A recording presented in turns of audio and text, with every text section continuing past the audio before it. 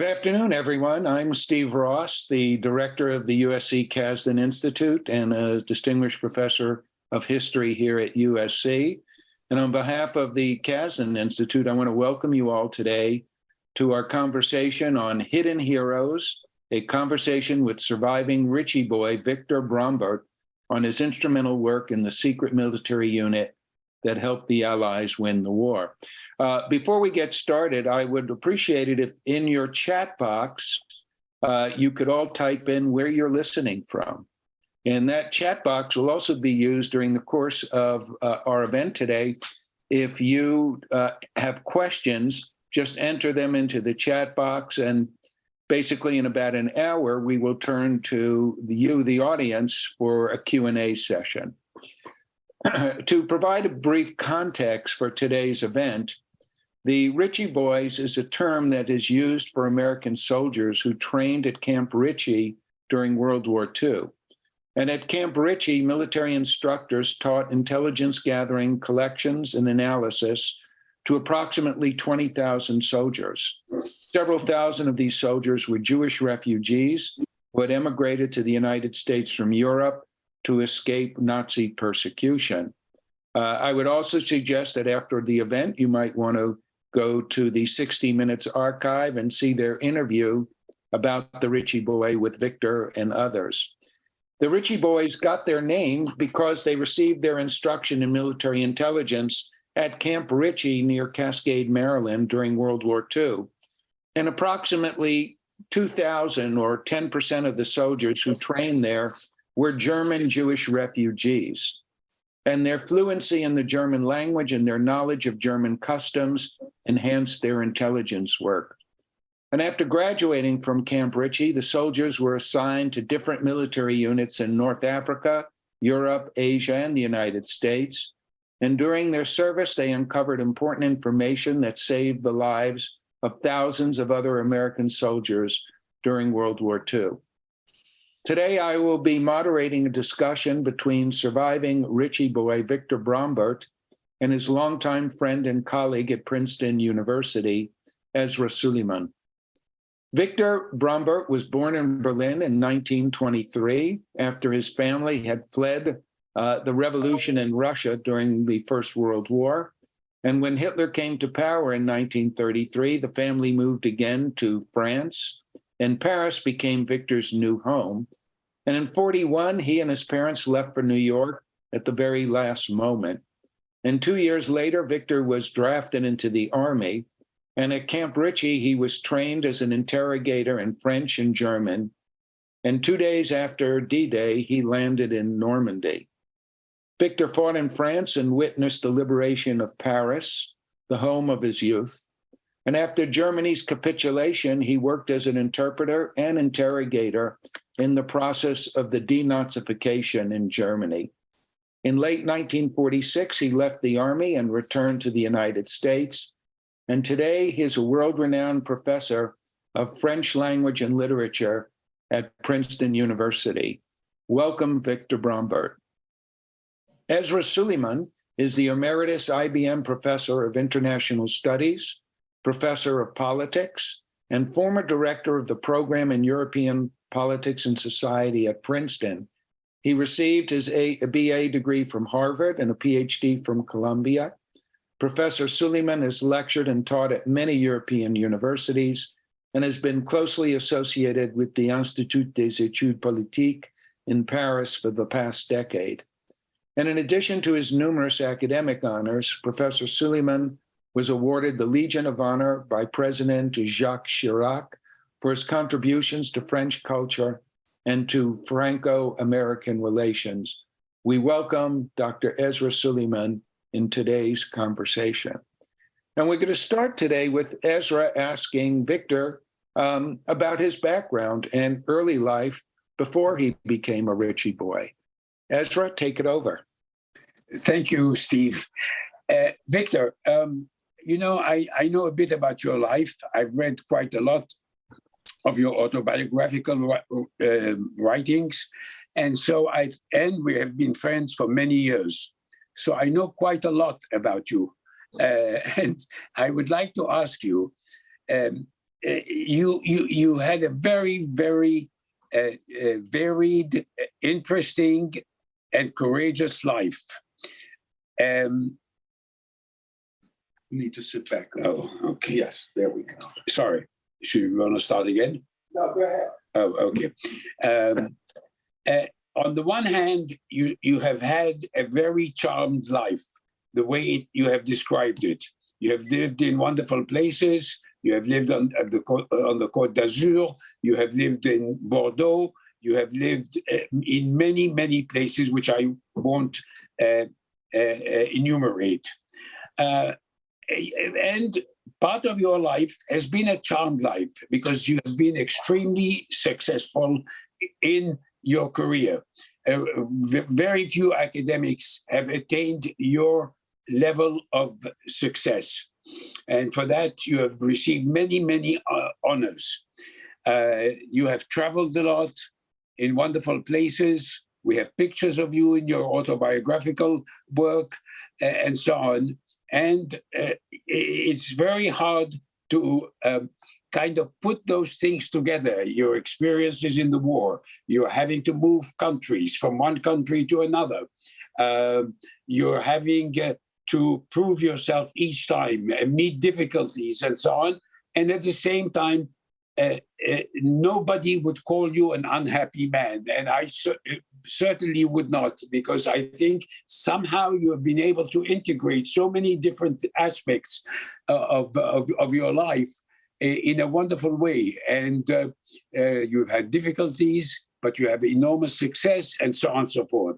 So on the one hand, if you look at the photos that have been published of you and so on, you seem to have had a very kind of charmed life. You've spent time in a lot of wonderful places. And so I want to ask you, how were you able, in fact, to always be what you seem, a happy man, despite a lot of difficulties that you experienced early in your life? Is there some kind of secret that you had? Was it the love of your parents? Your father told you many times, you can do no wrong, basically. So was it those things, the family, despite all the difficulties that they had, that really gave you that strength to go on, to be creative as you have been? You have written some wonderful books, and you have been a fabulous teacher. Do you have some explanation of how you were able to combine all of these experiences, not all very happy ones, and yet be as successful in your private life, in your public life, and so on? And I think our listeners would like to know how you have interpreted this life. Well, it's a difficult question, or rather series of questions, but I wonder whether the Zoom technique can demonstrate my blushing as I hear you go over my life. But, I was very lucky. I was very, very lucky. And my memory and my experience are basically experiences of survival. And that has become a series of metaphors. My family, of course, specialized in escapes, as you mentioned, as Steve mentioned, first from Russia to Germany, as many others did, the Nabokovs and many others, not just Jewish Russians, Jews, but many others after the revolution. Germany was a place they favored. Then, of course, it became intolerable, and they had a sense of leaving early, as the German Jews did not, and waited until it was too late, Kristallnacht, etc. But they were escape artists. My father was, and he managed to get his own father-in-law out of Russia, deep outside in Russia, in Samara on the Volga. And then from Germany to France, as you mentioned, and so on. We finally managed to escape at the last minute from occupied France when foreign Jews, we never became French, were in grave danger, and at the time when Germany attacked Russia. And we managed to escape via Spain on a banana freighter. It was very difficult to combine these things. One had to have an exit visa, one had to have a transit visa, one had to have an American visa. That was very difficult with the American immigration laws of the time. And one had to have a boat. There were no more boats, really. And one had all to have this all at the same time, because if one of them lapsed, one could no longer go. We managed. My father was extremely skillful at dealing with these problems, and we finally managed to get onto a banana freighter, German banana freighter, that were now in the hands of Spain or Portugal. And it had accommodations for 15 passengers. We were 1,200. We were the bananas. We were the bananas in the hold, and the crossing took 6 weeks. So, yes, these were occasions of escape and survival. And there were other incidents, of course, early in my life. My sister's death. Age 5, I was 7 years old, the grief of my parents, my own sense of resentment almost at their grief, my becoming overprotected, overloved, overcherished by my parents. All this, of course, is part of my answer. But what I developed, I think, what helped me transform difficulties into opportunities are the awareness and discovery and development of metaphors of survival. And I remember still very distinctly my first metaphor. It happened right after landing on Omaha Beach. We managed with our, it was a first tank outfit, first armored division. In fact, it was called the second armored division. It was Patton's old division had a nickname, Hell on Wheels. And I managed to get up to the top of the hill and was strafed by a German plane.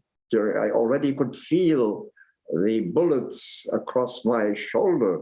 Of course, there was just apprehension. And at this point, I made a promise to myself. I couldn't pray, but I promised to myself that if I survive, I will never complain. And I will always try to give pleasure to others and to myself, pleasure. And this was a promise. This was my first metaphor and then came the vision of horrors of tank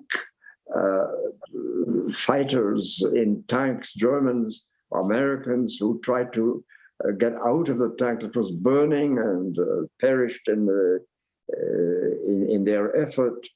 And these horrors made me think, after a while when I recovered from them, that it was like convalescence. Every little boy knows, especially in Europe, knew about convalescence because one was condemned to stay in the house in one's own room for a while, and then one was allowed outside. And then there was this extraordinary feeling of revival when a slight breeze caressed the arm, when water began to taste marvelously again. The slightest feelings were discoveries. It was convalescence. And I said to myself, if only we could live with a sense of convalescence, if we could live our life with that extraordinary sense of a marvel of a return to health, a return to physical joys. And then the metaphor grew larger. It was a return from the war, of course. And then I remembered that, yes, there was a return from Troy. There was Ulysses, Odysseus, returned to Ithaca and back to the marriage bed, away from the world of gods and monsters and horrors of war, to have that feeling of a return. And then I suddenly had another feeling, and I'll end my answer, my long-winded answer, because I was remembering the return of a Greek hero. This was part of a narrative, and it occurred to me that narratives, and this prepared me maybe for my profession, that the return of a hero in a narrative gave narrative a particular value. And I remember then 1,001 Nights. And I remember Scheherazade, and how Scheherazade was about to die because her husband was determined to kill every new wife he had every day. A new wife he killed because he had been betrayed by his first wife. But Scheherazade was clever. She started telling a story, a narrative, but she didn't finish it. And the husband said, well, what about the end? Yeah, tomorrow. And tomorrow she ended, yes, but she started a new narrative. And narratives and literature, and this brings me to your comment about what my career was. But Victor, before we get to your career, let's go back to the narrative, and let's talk about the narrative of you getting into the Army. Were you drafted or did you enlist? And when did you go into the Army? Look, I wanted to enlist, but my parents were long-standing pacifists. And not only that, but they had already lost a daughter. And I couldn't do that to them. I would never have been forgiven. But they also, at the same time, even though they were pacifists, they knew that certain wars had to be fought. But these wars had to be fought by people who hated war. And so they resigned themselves to this. And I was drafted. And enjoying it. For me, the happy day of that period was Pearl Harbor. Because when Pearl Harbor occurred, the Japanese attack, I knew that finally America was going to get into the war and that the chances of defeating Hitler were very great. And so I was very happy. How did you wind up at Fort Ritchie then? Well, I was not yet an American citizen, but I was drafted. I had papers that, in a sense, announced my citizenship 5 years later, which is what happened to my parents. They had to wait 5 years. But once I was in the Army without a citizenship, I was given a training as in basic training, like every other soldier. And then I was not put into a fighting unit, but I was put into the medics. And I found this profoundly insulting. I didn't realize that the medics are the real heroes in wars, extraordinary heroes, because they go unprotected, without weapons, really, sometimes, onto the battlefield and expose themselves. But I didn't see it that way. I wanted to be in a fighting unit. But then they discovered that I had been born in Germany, that I had been trained in France, that I spoke languages, and I was sent to Camp Ritchie. I was still not an American citizen. And I went through the entire training, first German interrogation, and then French interpretation and contact behind the lines with the resistance forces. And only before they sent me abroad, they naturalized me. I was naturalized just a few weeks before I was sent to England to prepare for the landings. Can you talk about the training? You talk about in your various memoirs being trained in combat, interrogation, counterintelligence, and psychological warfare. So you were a young man at that time. How did you deal with all those things? Well, young men maybe are very receptive and quick learners, I don't know. But we did learn a lot at Camp Ritchie. You know, Camp Ritchie, I consider my first university. We didn't know the expression Ritchie boys. I never heard that until the film came out by a German, Christian Bauer, who made a documentary called The Ritchie Boys.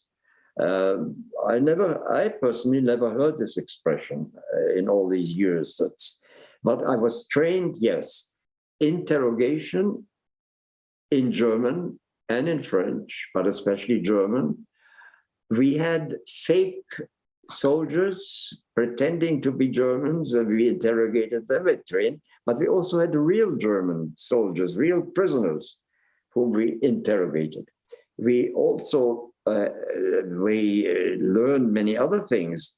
We had to learn the order of battle. We had to learn the structure of the German army, of the Italian army, what the components was, what weapons they had.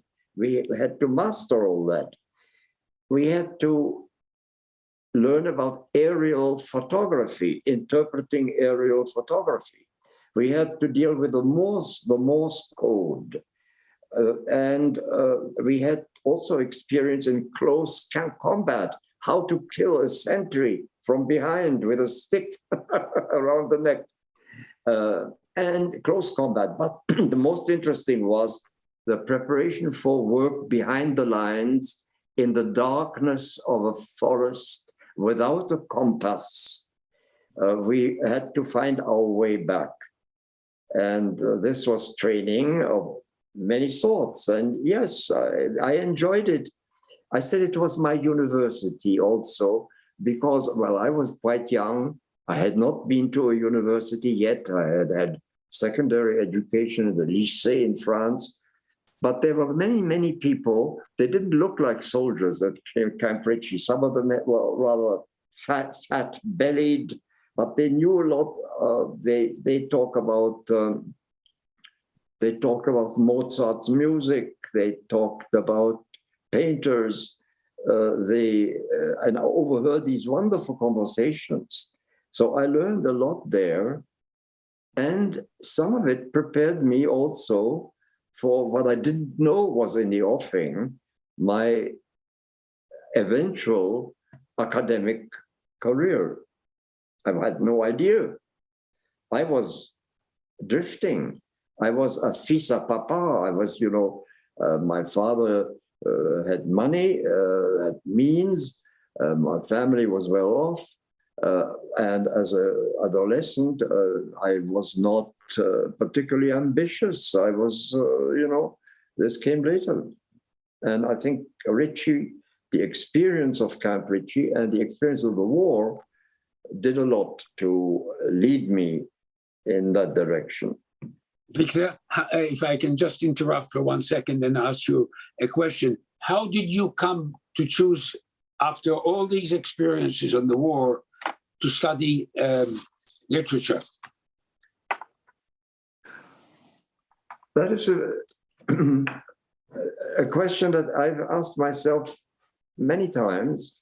And I think I came usually to the conclusion that since the heart of the work of the studies at Cambridge and then of the experiences on the battlefield was interrogation and therefore interpretation of words that were spoken, and I had to read behind and between the words.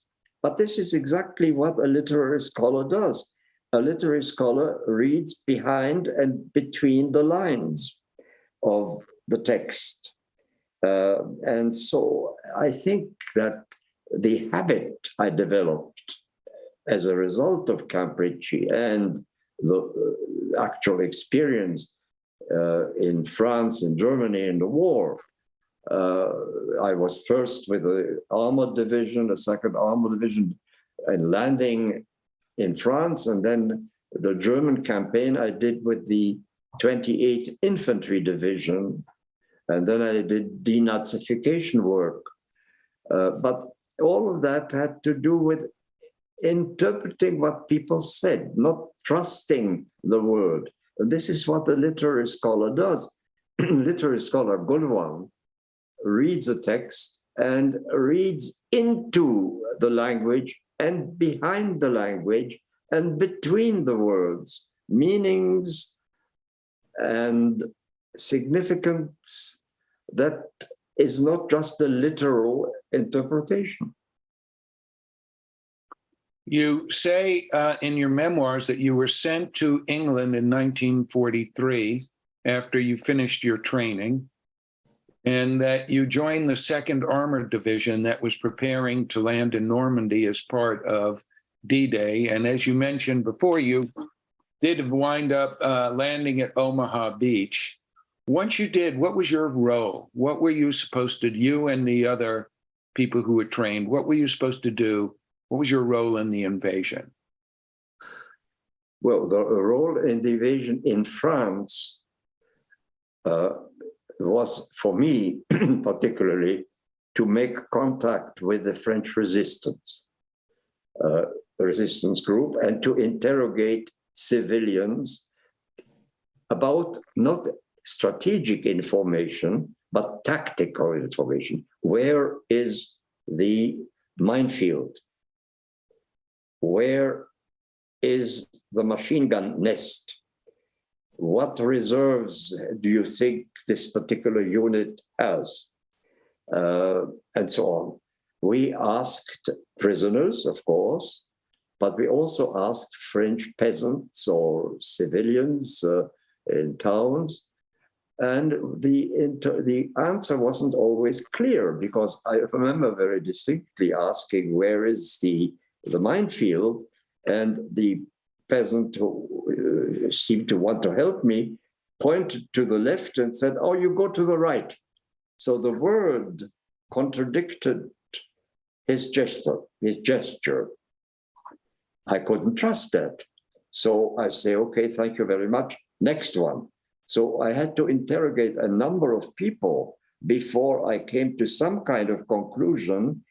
And also I had to wonder to what extent the answers that I received were unskilled answers, or whether they were answers planned to fool me. In other words, hostile answers. And yes, we were not welcome always in Normandy. We were welcome in other parts of France and offered wine and all that.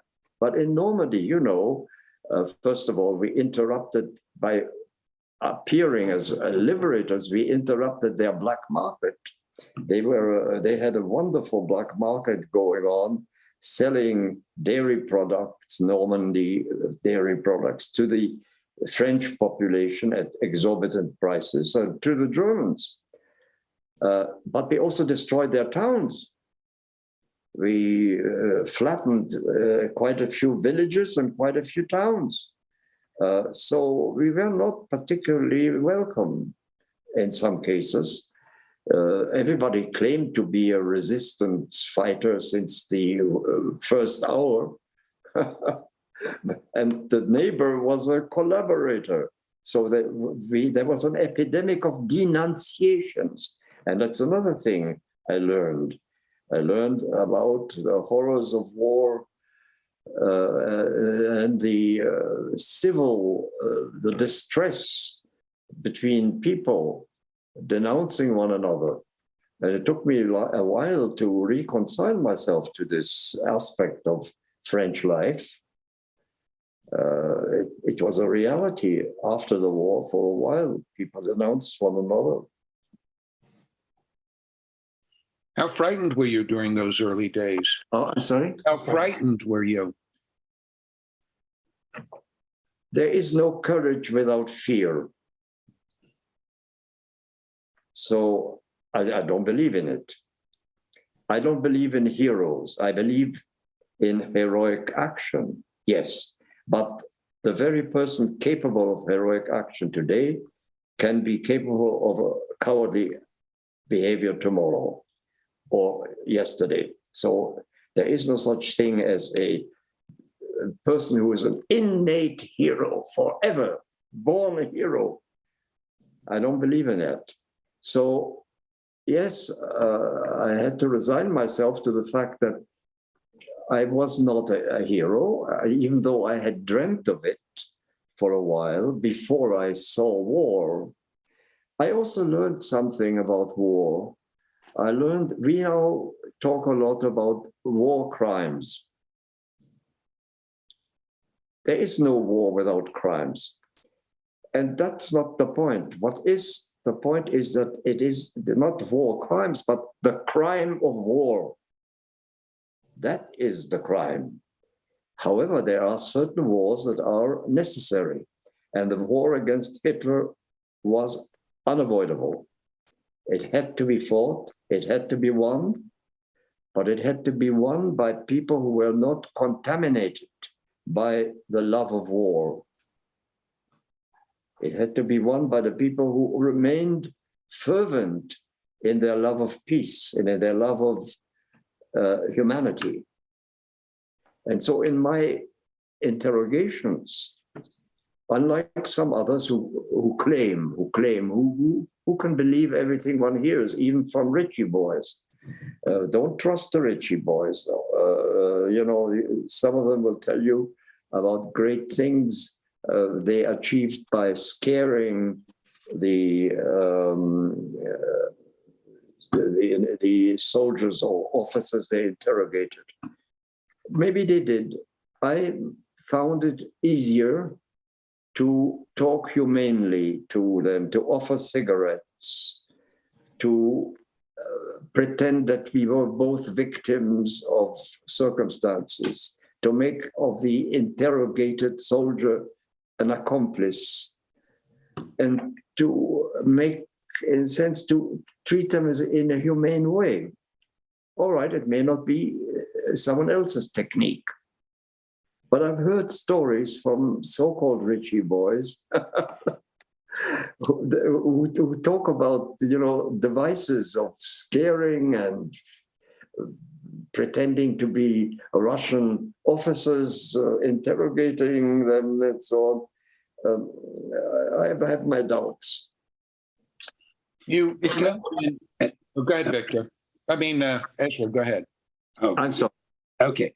Just a quick question. You obviously, when you left Russia, you just mentioned yourself a while ago that your father was a successful businessman. We don't know what he did, but he was apparently had money and so on. And at one point you say you never knew where the money came from, and you describe an incident where, when you were in the South, I think it was, where his secretary or a secretary would take the train and come south, and obviously bringing money with her, and so on. Was this something that, because you admit and you say that you had, a fairly comfortable life most of the time, except at some point and where your mother was very courageous because she had to go to work. So it wasn't always easygoing. Can you elaborate a bit on that? Because it must have been a preoccupying point for the family at different points. Well, I didn't always know during the occupation of France where the money my father had in his belt, where it came from. But I knew where it came from originally. Now, I must make one correction. I never lived in Russia. I was born in Berlin. My parents were Russian. And I grew up with 3 languages. In fact, I don't have a mother tongue. My parents spoke Russian. Our domestic help, and there was quite a few, spoke German to me. And my grandmother, somewhat pretentious, spoke French to me. So I heard 3 languages. Maybe that's why I'm still confused now. I joke about that a lot. But these languages have helped me because they made me curious about words, etc., and maybe prepared me also for work in Cape Ritchie. No, I know where the money came from originally. My father came from, he was the 4th or 5th generation of international business people who had the right. There were a number of Jews, a small but significant minority that had the right to live in Moscow or in St. Petersburg. It were not confined to what we know as shtetl. So my parents and a number of other people, for instance, the wife of Nabokov, who was Jewish, Vera Nabokov. Her real name was Vera Slonim. She was, by the way, a cousin of my father's. And so these are Jews who, for various reasons, social, in some cases, professional, business, my father's business family, 5 generations, they were in international business that had to do with furs, not furs that you wear, but the skins. In other words, they had interest in China, in Canada, in Italy, in France. I mean, it was a big business. So when they moved to Germany, they had a business there already. They had a business in Leipzig, which was where I grew up as a little boy after being born in Berlin by accident, 10 days. So Leipzig was a very interesting city. It was a city of Bach and of Mendelssohn, but it was also a city of fur trade, of book trade, the book trade, very important in Leipzig. And it had a big fair. It was a great cultural and business center. And so my father, but this was legitimate business, and I know exactly where the money came from. But I was never supposed to brag about it. And my father was not interested. My father was basically poetically gifted. I learned Russian poetry, not from reading it, but from hearing my father's reciting. So my father loved to walk. He was a dreamer. He was at the same time a realist who saved us, who saved his family. But he was also a dreamer and poetically interested. And I was not supposed ever to brag about money. I was never, this was a big subject. I was not ever to make any school friend uncomfortable by making them feel that they were less fortunate than I am. I was not to talk about that.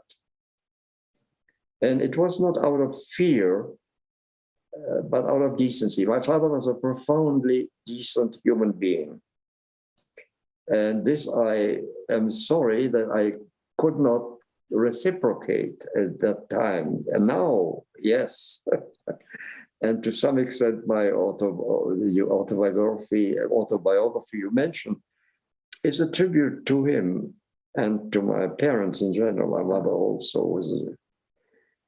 So I owe them a great, great deal. And unlike people I have met who have had certain miseries in their childhood and certain resentments about their parents, etc., I cannot complain. I have been very, very lucky that way. All right, Victor, I want to go back to the war again. And first, I want to remind the audience, if you have questions, to enter it into the Q&A or chat box, either one, and we will get to them towards the end. The Ritchie boys were credited with capturing roughly 60% of military intelligence during that period post-invasion. What kind of intelligence did you wind up gathering, both before the war and then after the war? You remained in Germany, helping the military with the denazification process. Yeah. Well, I've heard this 60%. First of all, what do you think about statistics? The statistics, can be invented. And how does one find 60% of the important information that's saved? Well, I have another story. Because yes, the Ritchie boys sometimes collected important information. But it was not always listened to. It was not always heard with any kind of receptivity. And I give you an example. We stubbornly fought our way, we fought our way through the Hürtgen forest. We don't talk much about the Hürtgen forest. We talk about Normandy, we talk about Omaha Beach, we talk about the Battle of the Bulge, because these were eventual victories. But the Hürtgen forest was a defeat, and a stupid one, due to the stubbornness of our generals, who were determined against German army that had had the experience of winter war in Russia in forests and had the proper clothing, and we had neither the clothing nor the experience, and we were determined to cross this forest while the Germans were preparing the Rundstedt offensive, which became the Battle of the Bulge. The Germans trapped us, and I know my own commander in general was largely responsible. He was the commander, his name was General Kota, C-O-T-A, Dutch Kota, and he led the 28th Infantry Division, which was decimated in the Battle of the Hürtgen Forest. A whole division was finally reduced to 200 men. You know, a division is 14,000 people. Now, they weren't all killed, they weren't all prisoners, but they were dispersed. There was no... I remember the early morning with 200 people and the German tanks coming. But what was then interesting is that we were for recovery sent to Luxembourg. And we had clear evidence by going across the lines, by sending people across the lines, that there was a massive preparation for an attack by the Germans. And I remember driving with my team late in the evening, late at night, to Bastogne to tell the headquarters, the Corps headquarters, about this massive preparation. And they said, oh, you must be exaggerating. And anyhow, our lines are thin. Go back to your village there where you are. Go back. Don't worry, no. And we went back to the village right across the river from the Germans, where they attacked. And during the night, I hear thunder. I say, in December, a storm, well, maybe in Luxembourg it happens. But no, it was not. It was artillery, and it was the Germans attacking. So I give this as an example of important, vital information that was not received. We gathered it, we had it, and we could have spared a lot of lives by communicating it further. And Patton's reserves, for instance, could have intervened earlier, which they didn't, of course. The weather was also very bad. So, I am a skeptic. This is I learned also from my father. I'm a skeptic about these great things, 60%, and we did this, we did that. No. So in an interview, you describe an encounter with a Nazi official after the war who you grabbed by his beard and shouted, did you know about the camps? So my question is, did you in fact travel to the death camps after the war, and what did you see? No, I did not. But I remember this episode where I did grab a German after asking him, what do you know about the extermination camps, etc. I'm ashamed of myself for that act. This was not, I'm not proud of having done that. I think that some of my colleagues even confiscated medicine. There was a diabetic and they took away his medicine. So this is behavior that I personally did not approve of. And my holding this guy by his beard, this gesture, maybe it was justified by all the historic events, but I'm not proud of it.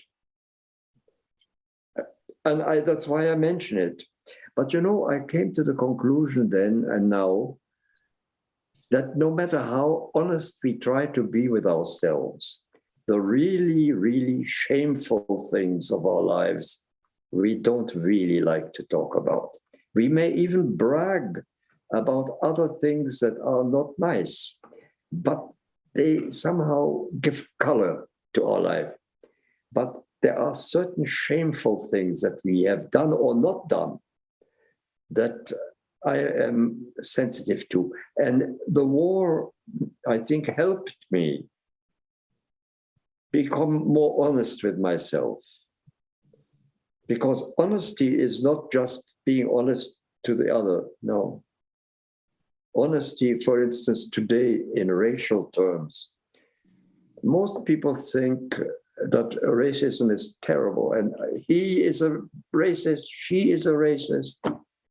But I say, ask yourself whether you are not also somewhere deep down a racist. That is honesty. If you can do that, and you must do it, because before you accuse others, you have to be honest with yourself. And that's the only way to fight it. The only way to eradicate racism or hatred is to recognize it in oneself, the tribal instinct, the fear of the other. Not this all has to do with war.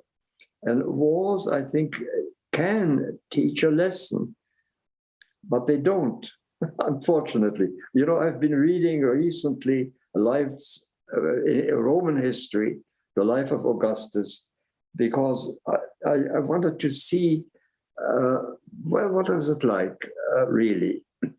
And it was pretty bad. It was very bad. It hasn't improved much. Well, going to the academic world, I think Ezra wanted to start asking you some questions, going back to you come home from war and you wind up going to Yale. Is that correct?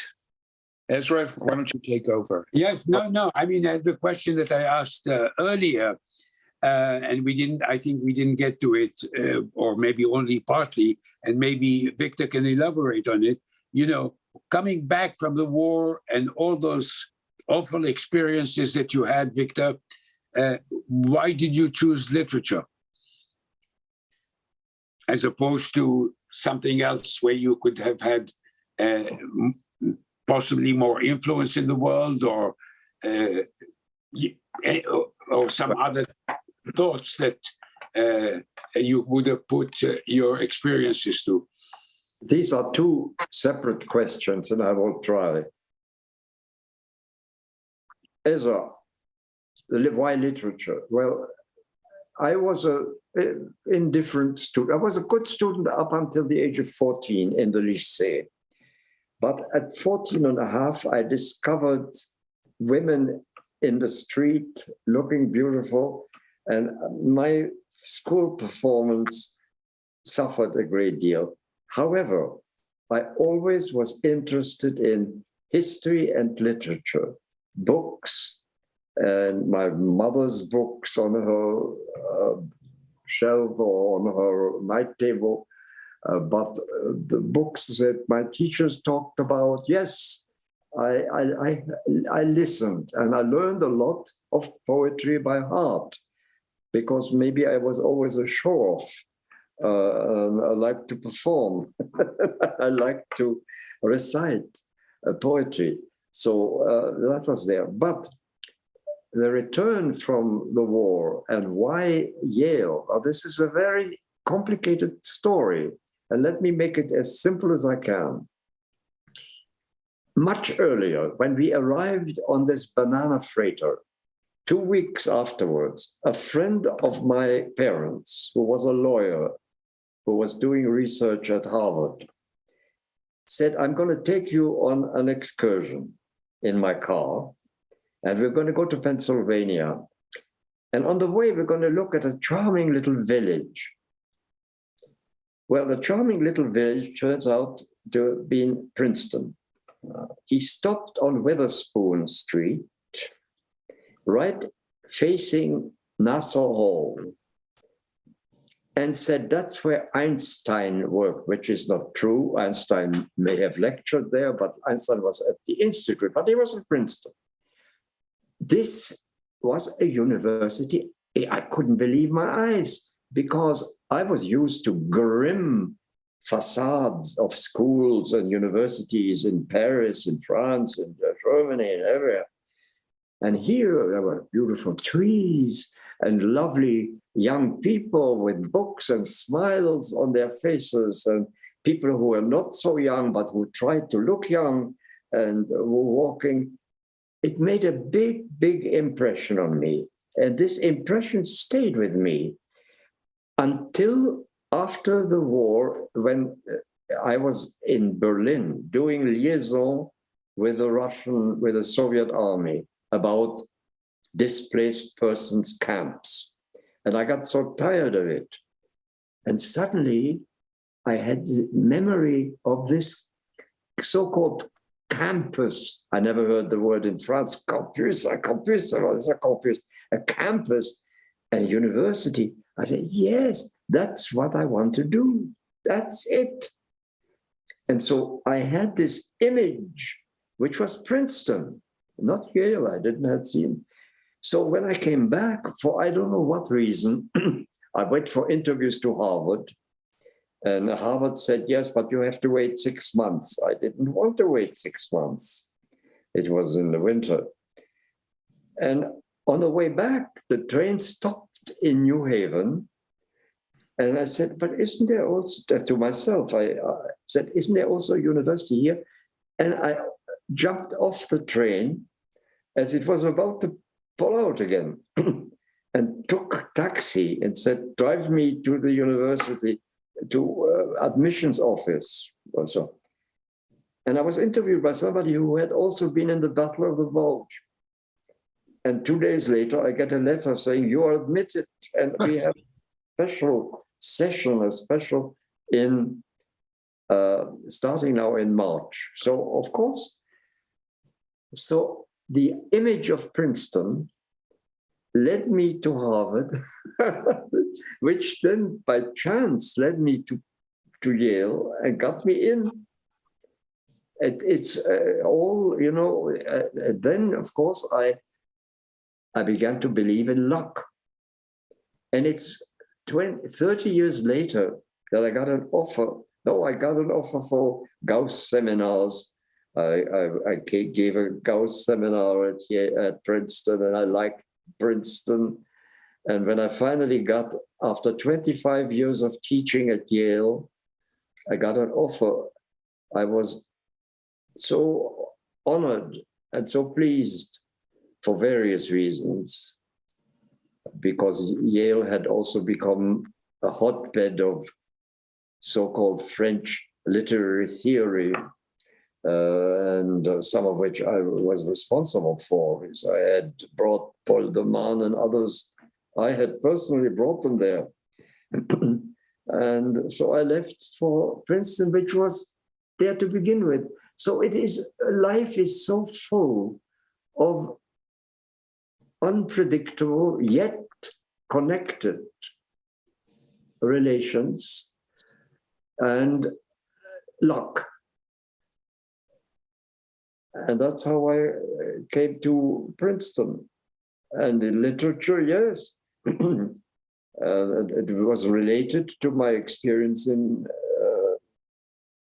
literary analysis, behind words and behind the lines, yes. I have no regrets. There is this song by Edith Piaf, Je ne regrette rien. Je ne regrette rien. I don't, yes. And my memory is, I've always cultivated it. I love it because I don't want to lose anything. I think it's, to some extent, self-love. But it's not just self-love. It is the idea that these experiences are also precious, that I don't want to forget them. And I live with memories.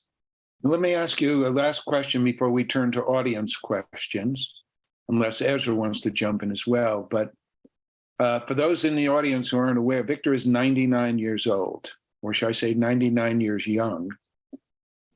How do you feel about all the recent attention that you've received about the Ritchie boys, something that happened almost a lifetime ago? Well, to some extent, I'm getting a little bored by my own stories, by my repeating them, by my trying to change them a little bit. But,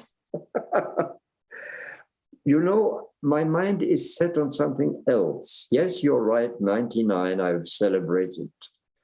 My wife has a wonderful motto. She says, don't count, celebrate. There is a comma between. Don't count, comma, celebrate. So, yes, we celebrated it. And I have now entered what I considered almost a biblical age. 100th year. I can't believe it. I cannot believe it. But my mind is set on something, which is a book of mine is coming out. I have a new book. And those are essays I have written largely during the pandemic confinement. These are 16 essays. Some of them have already been published in some journals like Raritan, the Hudson Review, the New Yorker also. And some of them are not published yet, but they pleased the Chicago press enough because they were not eager to publish collections of essays. It's not the style anymore, but they do it. It's coming out. I have already seen the copy editing of the manuscript, and now I'm waiting for page proofs. And I hope it's not going to come out too soon because I'm not in a hurry. I don't want to rush things anymore. You know, I had an image. I think this image ends one of my last chapters in the book. It is an image of my sitting in a train with my parents. And the train is finally slowing down and almost entering into its home station. And I am so sorry it's over. I do not want to arrive. I think many children must have had that experience of the rhythm of the train and almost falling asleep. And it's loving it, being sort of cradled by the rhythm of the train and the idea of arriving. But you see, it's again a metaphor. Not arriving can be a dream, not arriving. And I have that feeling now with this book. I don't want it to come out. Ezra, do you want to ask any questions before we go to audience question and answer? No, but I want to just say 2 words about what a wonderful hour we have just spent. And I've always found Victor very, very interesting. I love his sense of humor, and I really, really appreciate him as a person, despite my questions about studying literature, but as a person, Victor is truly an exceptional person. Thank you. You are an exceptional friend, and friendship is what I value most. I know, you do. Thank you, Victor. So, Victor, several questions have come in, and I'll try to get to as many of them as I can and combine some. One of the interesting questions is, to what degree did you experience anti-Semitism both at Camp Ritchie and amongst the troops in Europe? Well, it's not both. At Camp Ritchie, I didn't feel it at all, largely because there were so many Jews, but Jews can be anti-Semites too, as you no doubt know. But this was not the case. In the army itself, which was a segregated army at that time, we can't even remember that. The black soldiers were confined on the whole to service units. Service units, right? Yeah. So what is going on? Don't worry about the phone, Victor. Just go ahead. Yeah. It's interference. In the army, yes, there were rumors that it's the Jews that got us into the war. I heard that. It's the Jews that got us into the war because I will say this, many GIs felt much more comfortable in Germany than in France. They hated, when you talked about the Japanese, oh, the yellow bastards. Yes, that was fierce. But they did not really, on the whole, feel hostility towards the Germans. And they felt that some did express that the Jews, because of German activities, anti-Semitic measures, wanted to excite America, pushed America into the war. That was a rumor that circulated, unfortunately. Now, why did they feel more at home in Germany? Well, the German village, first of all, there are many German origin, German people in the United States. It's obvious. There was also great sympathy among certain groups for Germany. And a German village looked more like, or shall I say it looked more like than a French village, like home.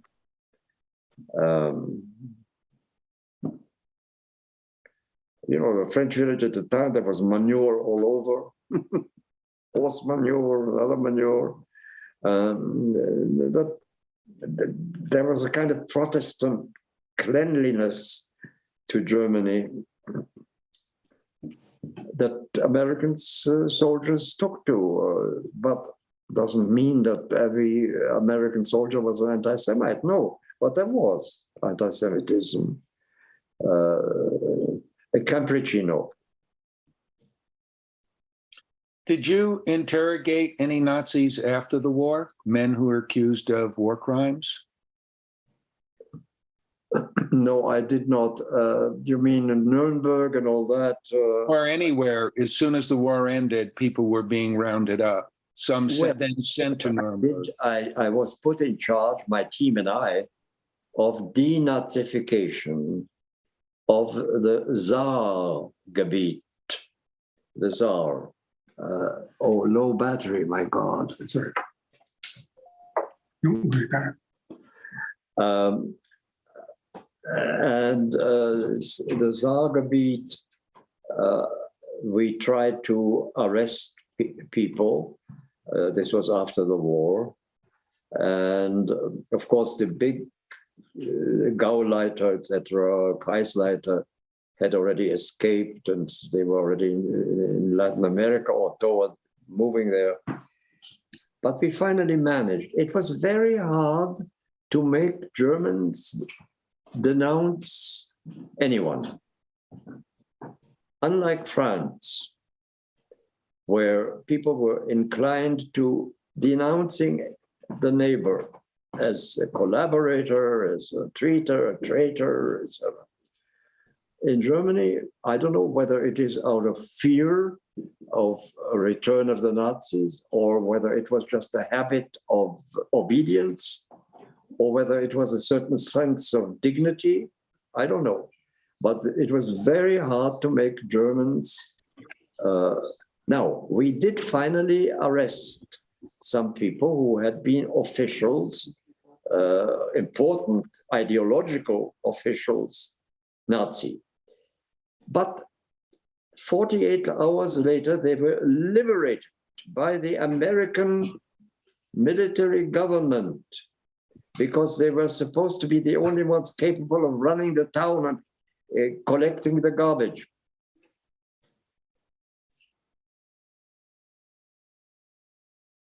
We made the opposite mistake in Iraq, where we prevented anyone from continuing to work at some point and created confusion. But this was a very significant aspect of life.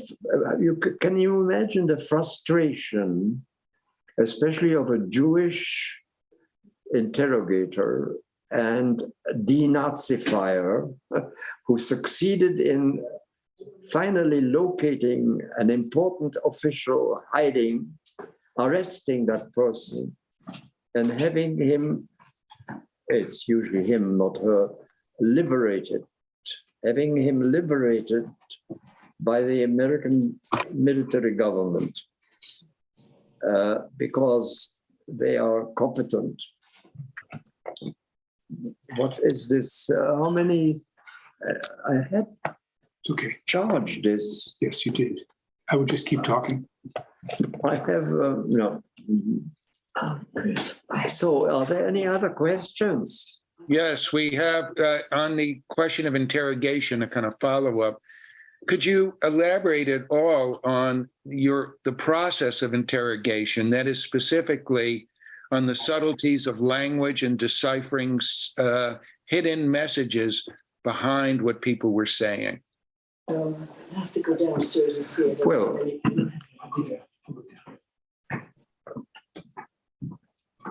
it is important to have multiple interrogations because not everyone's memory is accurate. So what we were interested in, and I have mentioned this before, was tactical information. We were not interested in the morale in Germany. We were interested in where is the machine gun nest? Where is the minefield? Where are your tanks? How many have you got? Immediate reality that already is obsolete 48 hours later. So it had to be immediate after their capture. They had to be interrogated, and you cannot trust just one person, one individual. You have to collate, you have to combine the information you get from 2, 3, 5 people and come up with a judgment, a reasonable judgment as to where this is. But you could still be wrong. You can still have misinterpreted. It is not an easy task. This is why I like to create a climate of confidence, not fear. You don't get the truth out of with fear. Fear and violence, especially, make people talk and say things that they think you want to hear. But if you want the truth, you're better off, I think, and this is my principle. No matter what we studied or learned at Camp Ritchie, every person had to develop their own skills. And what we learned at Ritchie camp was not what helped us necessarily in our actual activity as interrogators. We had to use our own imagination. We had to invent our method. We had to try it out. We had to accept mistakes. But basically, it was a matter of creating a certain climate of confidence, and which I tried to achieve by humane treatment. Now, it wasn't always easy with determined SS officers who had ideological obsessions, and that was difficult. So I prefer to interrogate plain soldiers or plain officers who were not SS. I trusted them more, and I was right, I think. I'm going to combine a few questions here that are asking the same basic thing, which is, what role, if any, did the Jewish religion or Jewish customs and traditions play in your life before, during, and after the war?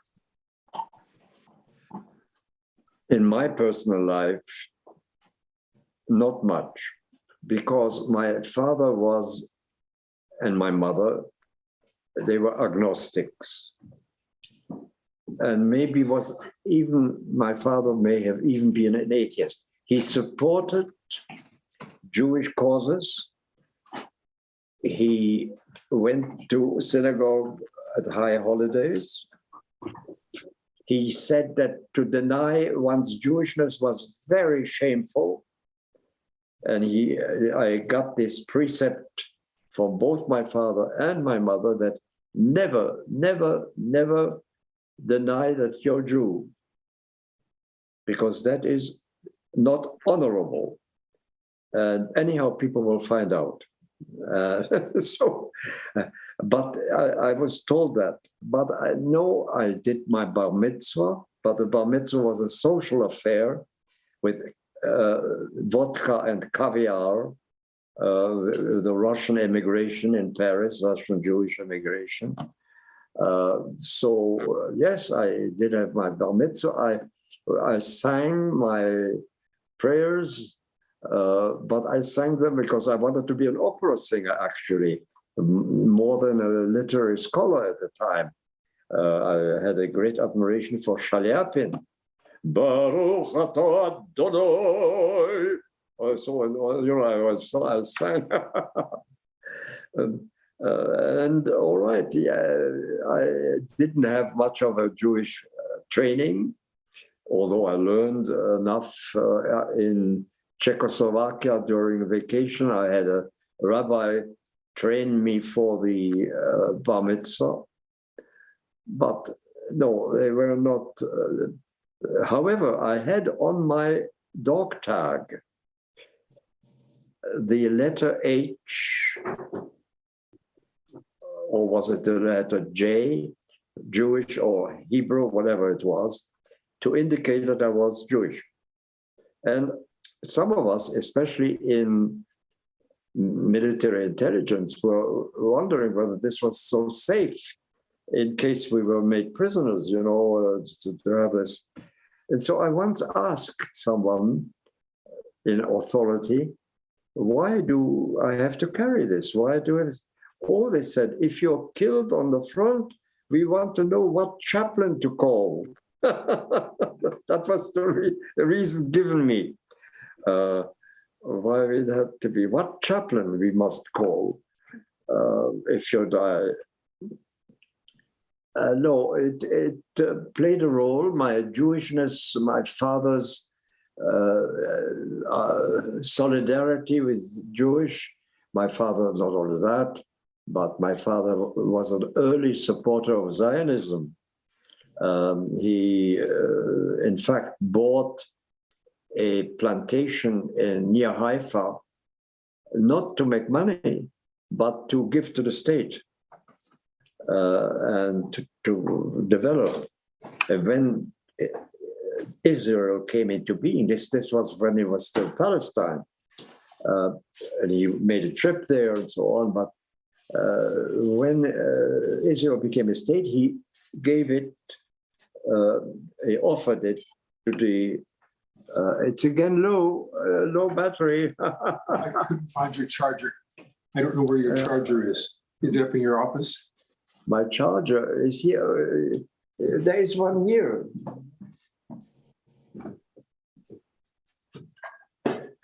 Yeah. Oh, I'm so sorry. Yeah. I don't know whether I answered your question It's about, not on anymore. You have to wait till. about the Jewish, but my father was very, very It's not on. committed to solidarity and to solidarity with the Jewish cause, with Jewish life, but not really. And he knew Yiddish, and I know quite a bit. Many of his friends, his business associates, and so spoke Yiddish, and so I overheard it. And also it penetrated into the German language more than, well, it has penetrated English also, chutzpah, etc. But in Germany, there are many more expressions that filtered into the Berlin dialect. There was pride. There was pride in Jewishness. After all, I was brought up with the idea that three great men of the 20th century, Karl Marx, Albert Einstein, and Sigmund Freud, were all Jews. I want to thank Victor for sharing his incredible history with us today, from his childhood through returning to the United States. And I want to also thank Ezra Suleiman for helping us today explore Victor's life and his important history. And I hope you, the audience, will join us at future Casden events, including our next virtual event that'll take place on Sunday, February the 19th, on the topic of what is the impact of the new anti-Semitism on Jewish behaviors and beliefs, and what will that mean for the 21st century Jewish life. And this will be a panel discussion led and moderated by Dr. Stephen Windmuller, the professor emeritus at Hebrew Union College. And if you're not already on our mailing list, if you simply go to Google and just Google USC Casden Institute, Everything will pop up that you need. You can sign up to be on our mailing list, and we would love to have you at our next event. So on behalf of Victor, Ezra, and myself and our production team today, I want to thank you for joining us all and wish you all a good evening. Good night.